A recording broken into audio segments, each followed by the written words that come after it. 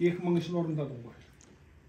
Сонда sonra Қазір Жақыт Ақсақал, қайрат балам, Ақытқа жатағына батал қалған кезде мен сенен баталайын деп отырмын.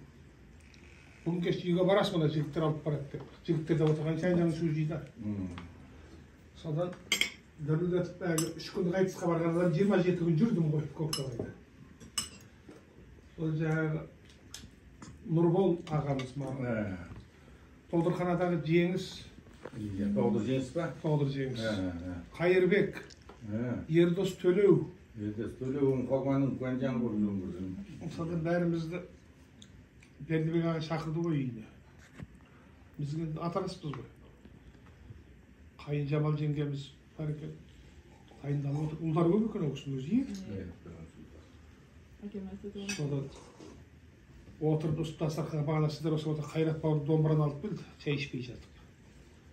Міне ағаның үйі, Бекен ағаның үйі осы, міне бауырларың, міне жеңгең, міне Қайын Жамал. Осы Қайын Жамалды 20 үй қасқып айтып жіберші деп сөйтті. Жеңгеміздің аты екен Қайын Жамал, алыстан біз келгенде дайындалар. Бұл үйде жеңге де бар, қайын да бар. Бұл өнер құнан емес, тайым да бар. Көктағай киелі жер, шыныменен жайлаған қырда бұлбұл сайынданар. Айта берсек табылар қайырмалар. 20 үй қас табылмай қалама деп біздерде күдік те бар, уайым да бар. Ағамызбен бірлікте сейіл құрған, есіңде ме Айлытын қайыңдар ал деп айдайым ғой. Бердібек аға тұрайық 18-19 жыл, тоқта дейді. Ойбай, айтыс қарақын, ақын екенді жазбақын біздер жай екеміз ғой дейді.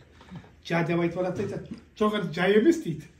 Бұл айтыс ақындарын балапанын тауықтың басып шығарған екенде, жазбақында төкпен басып шығарған балапан екен.